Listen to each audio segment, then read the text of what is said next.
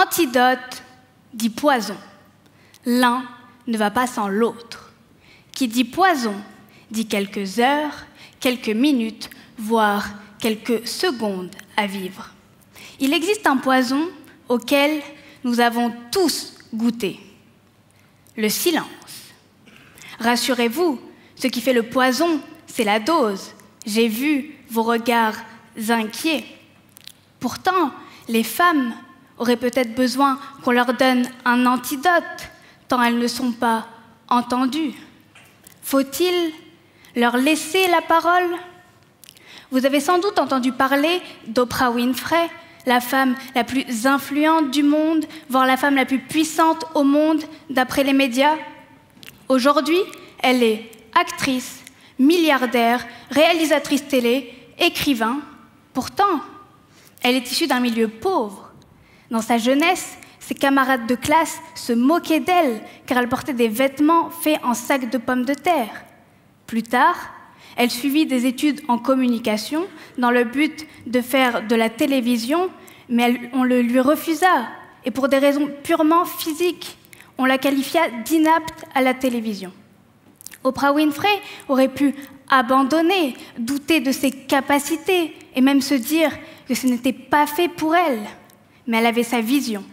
Elle avait le choix entre la réaliser ou vivre dans le regret. Oprah Winfrey a-t-elle, avec la seule force de ses rêves, brisé le plafond de verre qui l'empêchait d'être sous les projecteurs, ou bien ce plafond s'est-il fissuré au fil du temps et des tentatives en nous mettant au défi de le dépasser? La première question qui nous vient à l'esprit, c'est pourquoi les femmes ne prennent-elles pas la parole? Mais la question que j'ai envie de vous poser, c'est pourquoi elles prendront la parole? Comment et dans quel but? Est-ce que c'est une affaire close? Les femmes, on les regarde d'abord, on les écoute ensuite. Sois belle et tais-toi, joconde, mystérieuse, sans voix ni droit. Leur dignité est atteinte et le monde se tait. Je veux qu'on remplace le mot égalité dans les écoles par le mot dignité. Le jour où les hommes pourront faire plusieurs choses en même temps, comme surveiller l'eau des pâtes et les enfants sans brûler les pâtes ou perdre un enfant, on pourra peut-être parler d'égalité.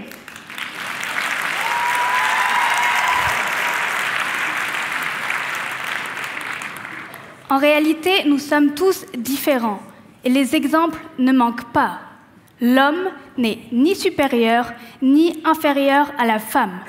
Car la question des hommes et des femmes se pense sous l'angle de la justice. Car la justice adapte les différences. Elle ne les soumet pas à une norme. Mais alors, que se passe-t-il si on accepte le poison, le silence donc? La mort? Alors d'accord, c'est une métaphore. Les hôpitaux ne sont pas remplis de femmes qui n'ont pas parlé, ça se saurait, je crois. En revanche, il existe une protéine du langage, la protéine FOXP2. Qui serait présente en majorité dans les cerveaux féminins et chez certains hommes ayant un cerveau féminin. Au compteur, les femmes utiliseraient 20 000 mots par jour contre seulement 7 000 pour les hommes, soit près de 3 fois plus. Alors, le don des femmes, ce n'est pas nécessairement d'être de bonnes oratrices, mais d'être de bonnes communicatrices. Alors, on fait quoi? De la discrimination positive? Pour ce soir, je vous propose une méthode en 3 C. Le premier C est pour changer. Saisissez chaque opportunité de prendre la parole et de vous exprimer. Si votre voisin ou un présentateur télé tient des propos qui vous dérangent, répondez-lui. Écrivez-lui une lettre, postez une vidéo sur YouTube ou Instagram. Même si vous n'avez pas de retour, votre réaction est la preuve qu'il y a déjà en vous ce changement. Vous avez déjà la volonté de prendre la parole. Ce changement n'est pas présent chez tous les individus. Il y a quelque temps, sur Twitter, une jeune femme se vantait qu'un homme avait payé son repas et celui de son ami, car, je cite, « les hommes travaillent pour les femmes ». Alors, je lui ai demandé des précisions si elle avait refusé. Je n'ai eu rien de précis, si ce n'est qu'elles étaient ravies. Le deuxième C est pour célébrer. Chaque opportunité, chaque effort que vous faites pour prendre la parole doit être célébré. Mais attention, c'est l'effort que vous célébrez et non pas le résultat, que ce soit un échec ou un succès. Offrez-vous un bon repas, une sortie au cinéma, prenez du temps pour vous. Votre cerveau fera automatiquement le lien entre récompense et prendre la parole. Vos prochaines tentatives vous feront alors moins peur et votre motivation sera plus grande. Le troisième et dernier C est pour cultiver. Le but est d'initier le processus de changement dont je parlais plus tôt. Le fait que les femmes n'aient pas accès à la parole est à l'origine d'une souffrance. Et cette souffrance ne peut être libérée que par la compassion. Alors je sais que beaucoup d'hommes dans cette salle ne se sentent pas concernés par mes propos et se demandent depuis 5 minutes quand est-ce que j'aurai terminé. Pourtant, pour ce dernier C, nous avons besoin de vous.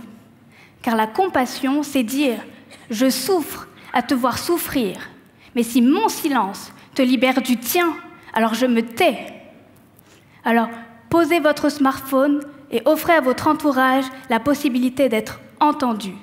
Vous serez vous-même surpris parce que vous pourrez tirer de ces conversations. Alors, aujourd'hui, on fait quoi? On se félicite des quotas de femmes ingénieures, chefs d'entreprise, policières. Peut-être qu'un jour, on ne parlera plus de quotas des femmes et de parité, mais de valeurs, de compétences et de complémentarité.